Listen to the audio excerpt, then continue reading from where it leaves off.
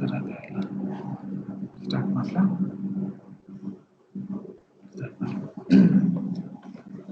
morning, everyone.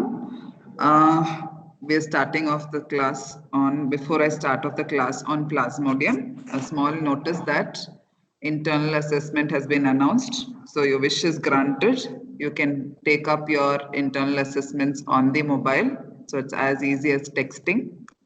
So more details are put up. The portions are also being circulated. I hope you all have received that. In the meantime, we have portions to cover. So let's get on with the disease of the monsoon, malaria.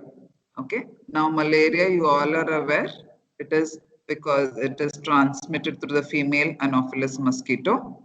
And it is a disease that you will see in this season along with dengue and COVID. So you will get, this is a disease that causes fever in patients. So you will have a patient presenting to you with fever, and the specialty of this is it's accompanied by chills. Okay, we will look at how that happens.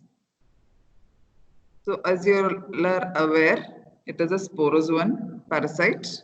So there are four species. So in addition to fever, it also causes anemia because it attacks the RBCs. So the four species are Plasmodium vivax, ovale, malaria, and falciparum. In our country, vivax and falciparum are the most common causes. Like I said, female Anopheles mosquito is the vector and also the definitive host. When we say definitive host, you all have to remember your basics. The definitive host means the sexual cycle of the Plasmodium parasite takes place in the mosquito, whereas man is an intermediate host. That means the asexual cycle takes place there. Now, what do we call? So there are specialized names given for this. Sexual cycle is known as sporogony. So that sporogony takes place in the mosquito, whereas the asexual cycle, that is the schizogony, takes place in man. I hope that is very clear. So four species, of which vivax and falciparum are important.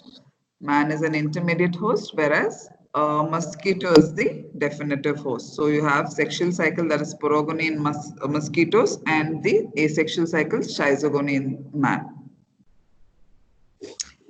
Now let us look at the life cycle of Plasmodium. Okay. So we start with a mosquito bite. So it all starts with that one single mosquito bite. So what is it that the mosquito has? It has these worm-like thingies that we are going to call sporozoites. So that is the stage when it infects man. So when it bites you from the capillaries, it reaches the liver. Okay. And can you guess how long it takes for it to reach? As less as 30 minutes. So from the time of a infected mosquito bite, it takes the sporozoites to reach the liver about 30 minutes from the capillaries.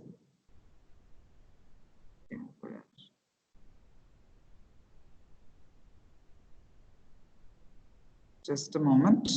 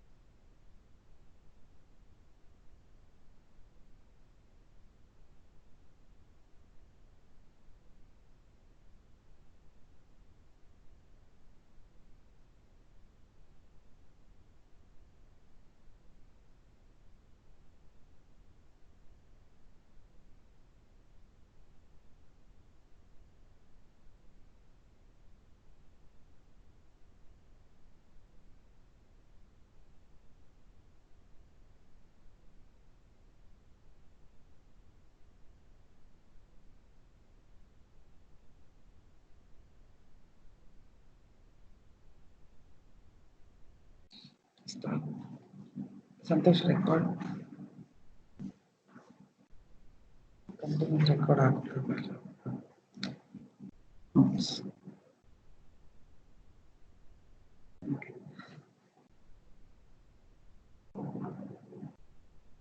Correct.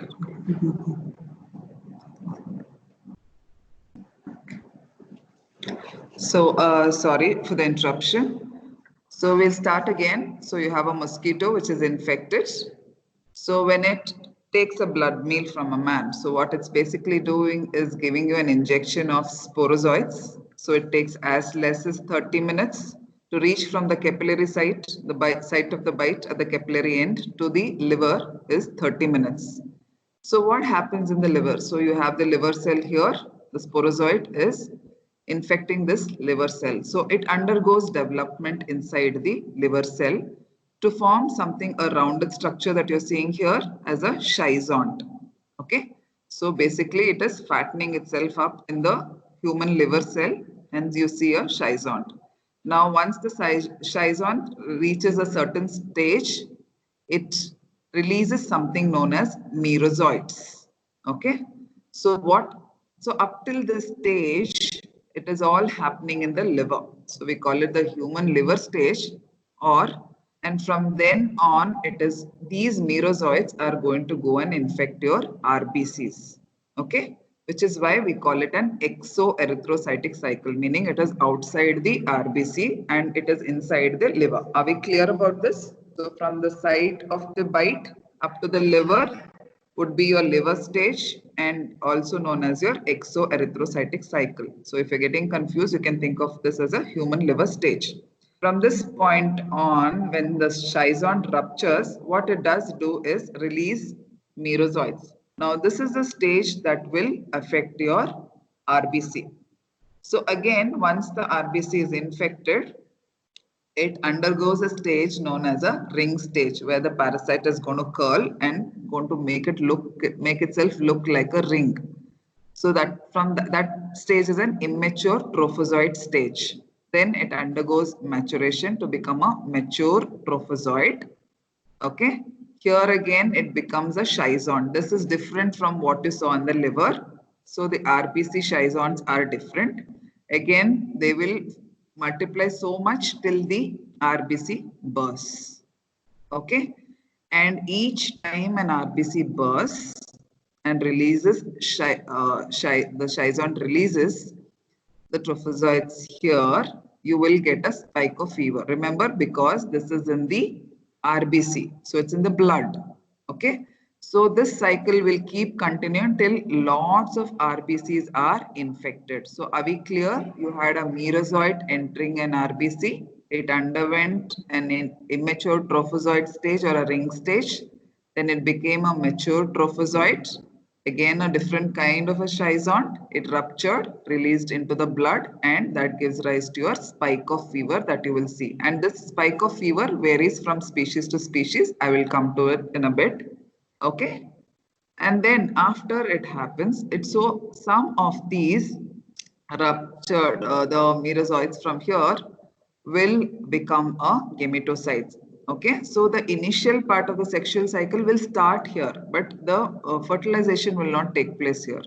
So what you have here is the gametocyte development. So as you can see here, the gametocyte, they develop, some of them differentiate to become a male gametocyte, as you can see here. Sorry about that. Yeah. Some of them, just a minute, please.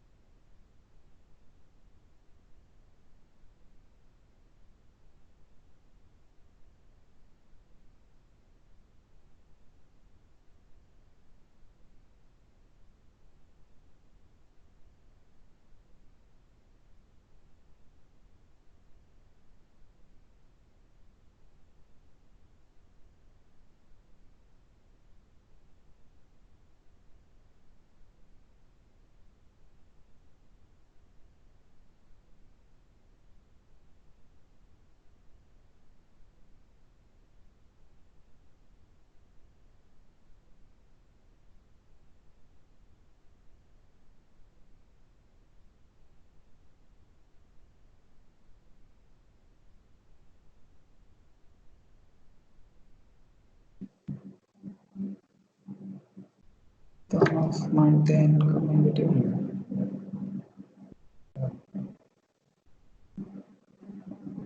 Thank you. So we continue. So some of them differentiate into male gametocytes and some of them into female. So it is at this stage that a mosquito again bites a human, a man, or a woman, as the case might be, and ingests these gametocytes. So are we clear? Initially, what the mosquito picks up the second time round from a man who is infected are the gametocyte stage. So what happens here is in the mosquito, the macrogametocytes, that is, the female becomes the microgametocytes and the male becomes the macrogametocytes.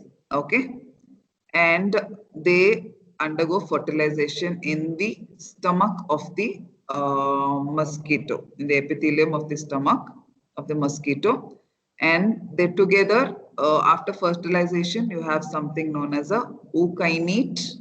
Okay, so kinete meaning it has to travel. It has sharp ends, as you can see. It has to travel to reach the salivary gland of the mosquito. Okay, and there it goes further development to form an oocyst, right? So once an oocyst is formed, again it is going to rupture. Okay, and this releases sporozoids. Now this sporozoid will go into the salivary duct of the mosquito. So that is how the mosquito has these sporozoids. I hope this is clear. To repeat the mosquito cycle again. So what a mosquito ingests as a blood meal will consist of gametocytes. These male and female will further undergo development to form micro and macro gametocytes, and they will have these are ex-flagellated, meaning they need flagella to travel, isn't it? From the site of the bite, once the mosquito takes a meal, it has to travel to the gut of the mosquito, which is why they would have flagella. They lose their flagella and they become a zygote, which is an ookinete. Okay, and then there's fertilization obviously here in step 9, and then they become a ookinete, then they form a oocyst. Again there's rupture of this oocyst, so what you have inside is a sporozoid which will travel to the salivary gland of the mosquito. I hope this is clear to all of you. This would be your asexual cycle or schizogony, and this would be your sexual cycle or sporogony. I hope there are no doubts.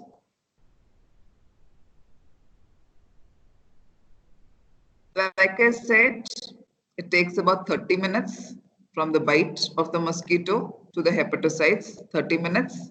And what you need to remember, the extraerythrocytic phase. Remember the liver phase that I talked to you about? What they do, I said, was they multiply and differentiate into merozoites.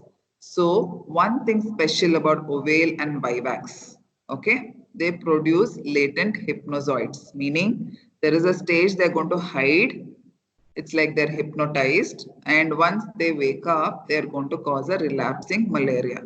Okay, so that is a specialty of vivax and ovale. We don't see ovale in our country. Vivax is what we see.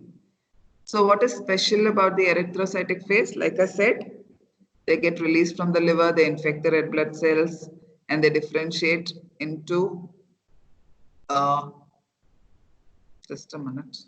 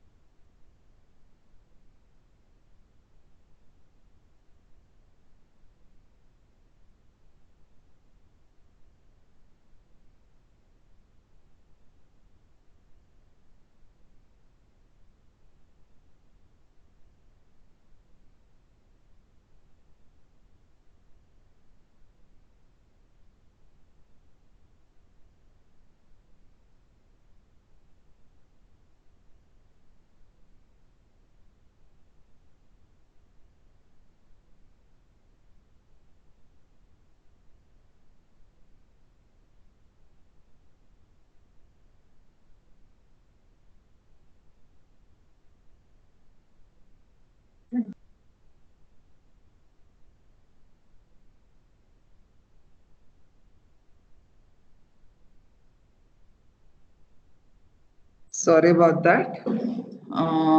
Technical issues, I see.